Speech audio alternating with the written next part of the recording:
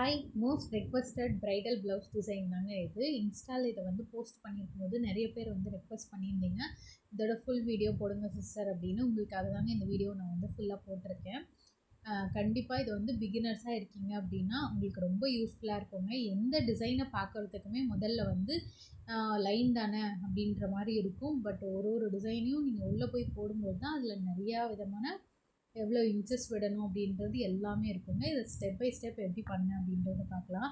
First வந்து back neck பார்த்துக்கலாங்க. Back நெக்கில் வந்து போட் நெக் வச்சுட்டு இந்த மாதிரி கோபுரம் மாதிரி இருக்க ஷேப் தாங்க பண்ணியிருந்தேன். இதோட கிளிப் மட்டும் எப்படியோ மிஸ் ஆகிடுச்சுங்க. அதனால் நான் எக்ஸ்பிளைன் பண்ணுறேன். நெக்ஸ்ட் வீடியோவில் நான் இதை எப்படி ட்ரா பண்ணேன் அப்படின்றதையும் சொல்கிறேன்.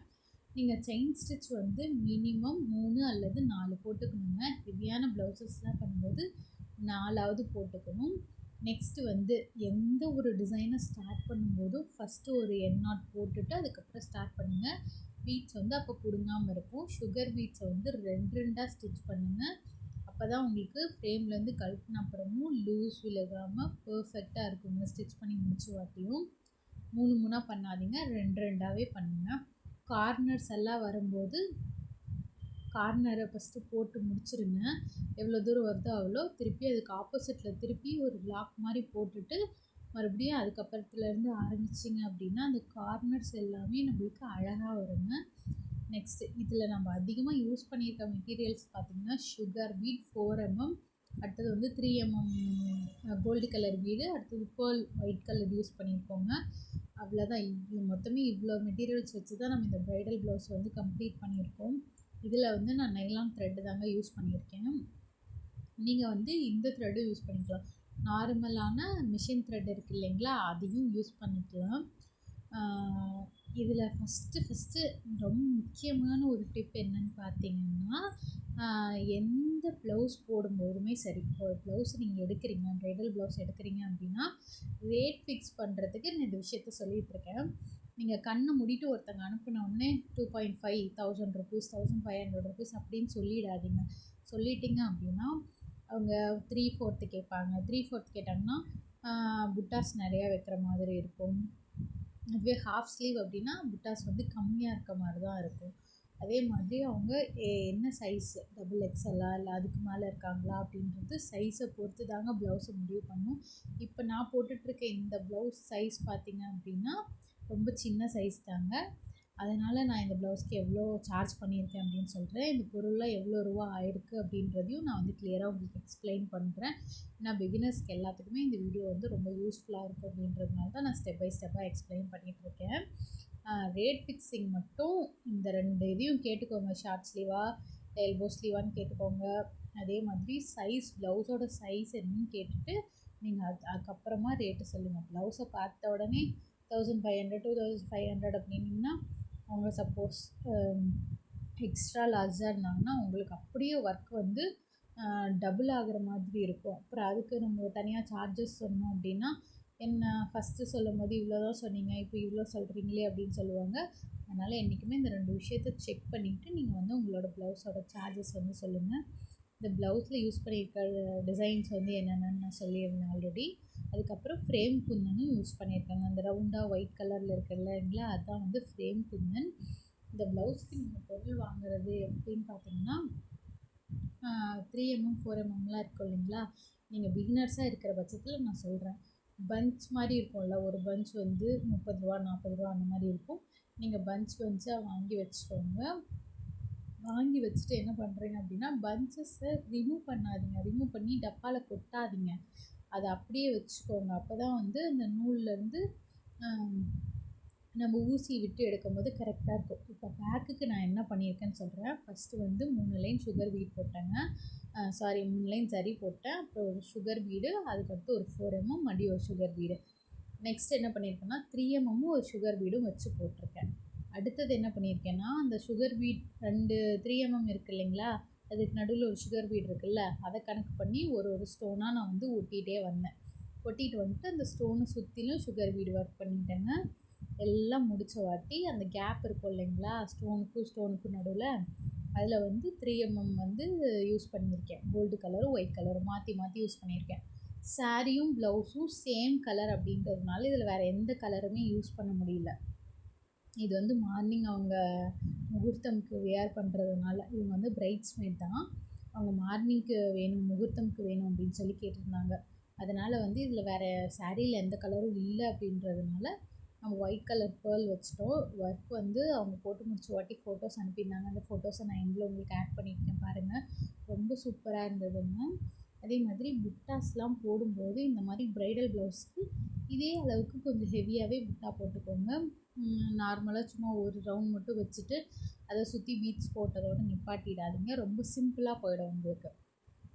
பேக் நெக் இவ்வளோதாங்க. பேக் நெக் வந்து ஃபினிஷ் ஆகிடுச்சு. அடுத்தது வந்து நம்ம ஹேண்டு போட போகிறோம். ஃபஸ்ட்டே சொல்லியிருந்த மாதிரி தான் ஹேண்டோ பேக் நெக்கோ நீங்கள் வந்து ஹெவியான ப்ளவுஸ் போடுறீங்க அப்படின்னா 3லேருந்து 4 லைன் போட்டுக்கோங்க. சிம்பிளான ப்ளவுஸ் போடுறீங்க அப்படின்னா 3 லைன் அந்த மாதிரி போட்டுக்கோங்க.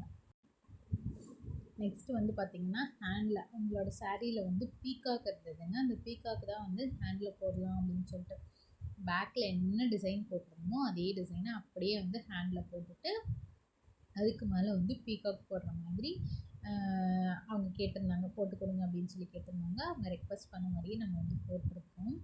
சுகர் பீட் நான் ஃபஸ்ட்டே சொன்ன மாதிரி தாங்க. சுகர் பீட் ஆகட்டும் இல்லை 3mm 4mm எந்த பீடாக இருந்தாலுமே நீங்கள் வந்து நார்மலான மிஷின் த்ரெட்லேயும் ஸ்டிச் பண்ணிக்கலாம். இந்த மாதிரி நைலான் த்ரெட்லேயும் ஸ்டிச் பண்ணிக்கலாம். நீங்கள் பிகினர்ஸாக இருக்கும்போது நைலான் த்ரெட் வந்து ஹேண்டில் பண்ணுறது உங்களுக்கு ரொம்ப கஷ்டமாக இருக்கும். ரொம்ப வளவலன்னு இருக்கும், நிற்காது. அதே மாதிரி கண்ணுக்கு தெரியாமல் இருக்கும். அதே மாதிரி எண்ணாட்லாம் வந்து இந்த மாதிரி நைலான் த்ரெட்டில் போடும்போது பிடுங்கிட்டு வெளியில் வந்துடும்.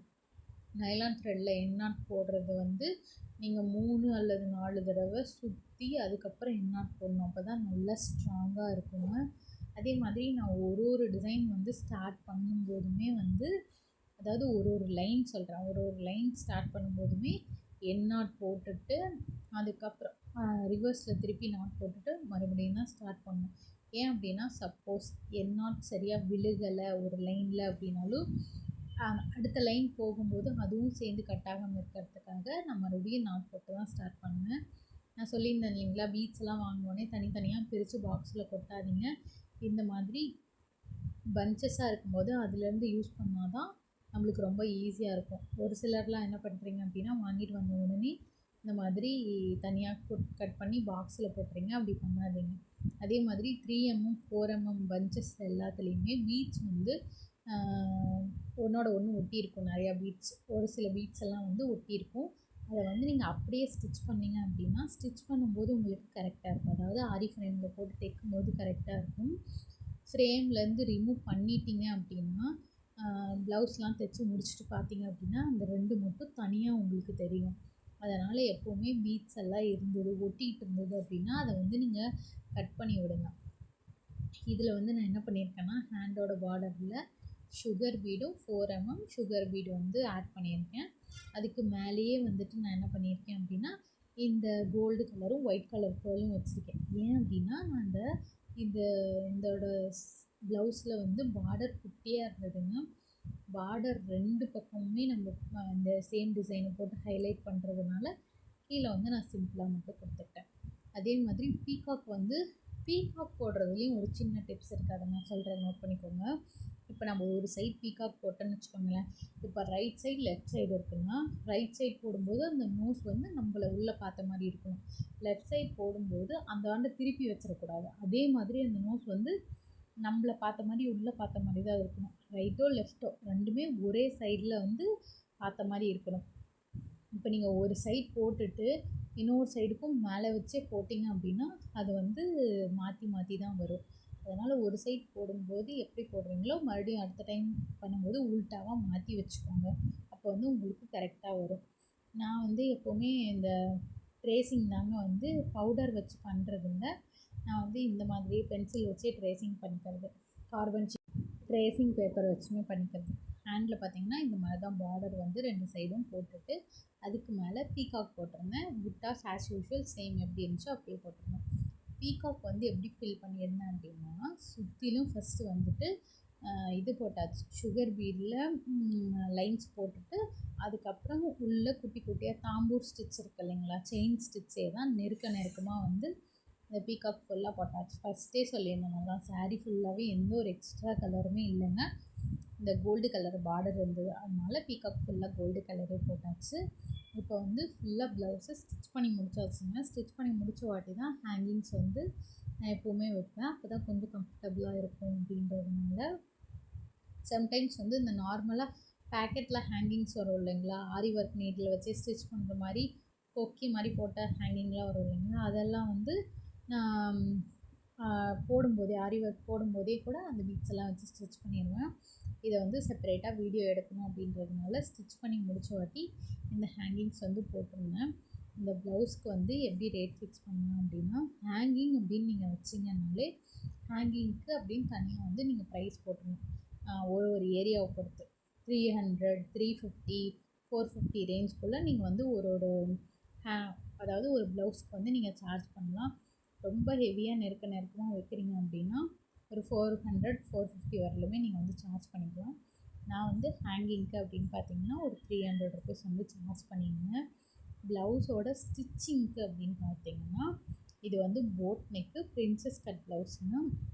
அதனால் இந்த ப்ளவுஸ்க்கு நான் என்ன சார்ஜ் பண்ணியிருந்தேன் அப்படின்னா, நார்மலாக ஆரி ஒர்க் ப்ளவுஸ் அப்படின்னாலே 400 ருபீஸ் வந்து சார்ஜ் பண்ணுறாங்க. பிரின்சஸ் கட் அப்படின்னால 500 ருபீஸ். பின்னாடி வந்து இந்த கோபுரம் டிசைன்லாம் இருக்கிறதுனால 600 ருபீஸ் ஆச்சுங்க ப்ளவுஸுக்கு மட்டும் ஸ்டிச்சிங்க்கு. இப்போ வந்து இப்படி தான் நீங்கள் தனித்தனியாக தான் கால்குலேட் பண்ணணும். அப்படி பண்ணிங்கன்னா தான் உங்களுக்கு டோட்டல் வரும். ப்ளவுஸோட ஸ்டிச்சிங்க்கு வந்து உங்களுக்கு 600 ருபீஸ் வந்து வந்திருக்கு. நெக்ஸ்ட்டு ஹேங்கிங் அப்படின்னு பார்த்தீங்கன்னா 300 ருபீஸ் வந்திருக்கு. அப்போ 900 ருபீஸ் வந்திருக்கு. நம்மளோட ப்ளவுஸ் டிசைனுக்கு எவ்வளோ ரூபாய் அப்படின்றத பார்க்கணும். இப்போ ஹேண்ட் எவ்வளோ தூரம் ஒர்க் பண்ணியிருக்கோம், ஒரு ஹேண்டுக்கு எவ்வளோ ப்ரைஸ் ஃபிக்ஸ் பண்ணலாம், எவ்வளோ டைம் நம்ம எடுத்திருக்கோம் அப்படின்றத பொறுத்து, அதே மாதிரி ஏரியாவை பொறுத்தும் வந்து ரேட் வந்து வேரி ஆகும்.